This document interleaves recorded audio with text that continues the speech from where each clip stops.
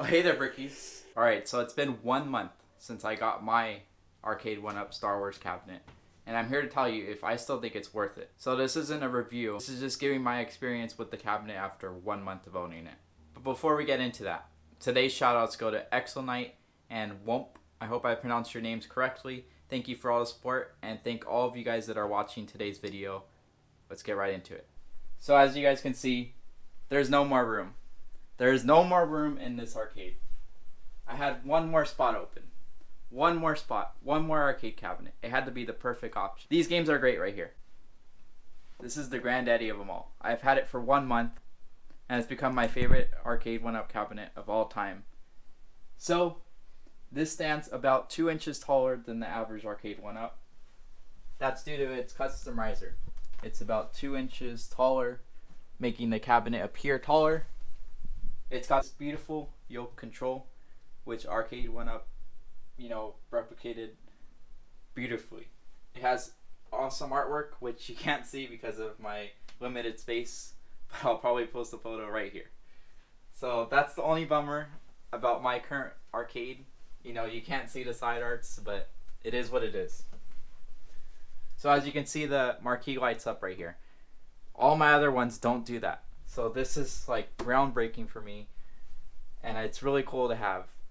When I'm in here at night, I turn this thing on and I just let it play. I let the attract mode play out, and it's just really cool. It makes you feel like you're back at Disneyland or whatever memories you have. So you get 3 games, and you can go into the menu by holding all 4 buttons.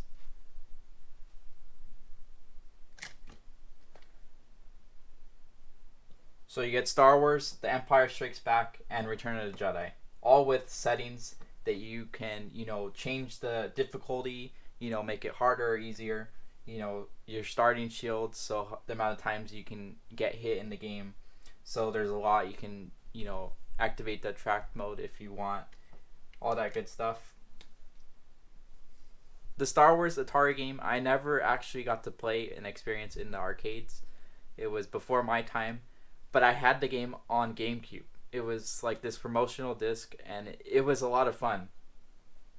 But I will say, having it now in my home with the yoke control, it is a completely different experience, and it is the way to go. The Return of the Jedi game has scan lines, which is really cool. I personally prefer to turn them off, but that's really cool to see that option. It's the only one that has the scan lines because the other 2 were vector model games. So Return of the Jedi gets a lot of criticism, and it's not really liked as much as the other 2. I don't think that's fair though. I think it is a great game. It is a lot hard. I think it's the hardest out of the 3, but it's got a lot of great, I think the graphics are great, and I think the gameplay is actually really solid, and it plays really well with the yoke control. So I do highly recommend giving Return of the Jedi a fair chance. It is a lot better than you may think. The next game is Empire. It is a lot similar to the original Star Wars game. Got the same vector graphics, looks exactly the same, and it plays exactly the same. But that's okay. It's more of the greatness of Star Wars.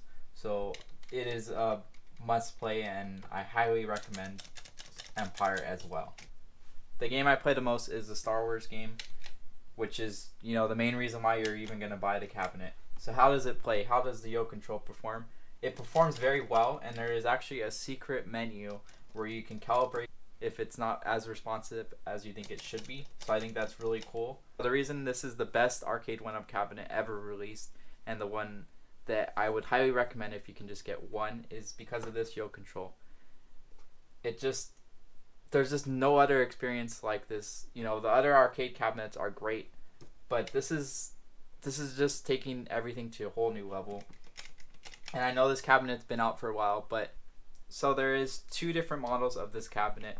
The one I have with me right now, the stand-up version, which is the one I prefer, and there's the bench seat cabinet, which just got released. So this one's pretty much going to get cleared out. It's been clearanced out at Walmart, and I see them focusing more on the bench seat cabinet. Now, the bench seat cabinet is a great cabinet, don't get me wrong, but you are limited to only playing that seated, which is a bummer, because this one you get both options. You can either play it standing or sitting down on a stool. So So I think that's the way to go. Plus the bench seat, I feel like every time that seat is moving, it's rubbing against the cabinet and it is destroying your side art.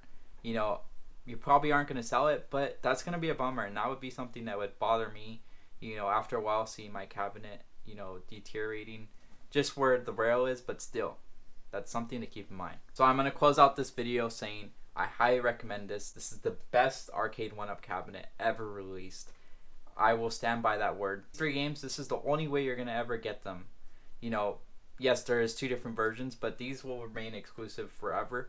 You know, that's something that doesn't really get said for most of these ARCADE1UP cabinets. Most of the games get recycled. It's not like the other cabinets too, where you just want 1 game or 2 games out of them.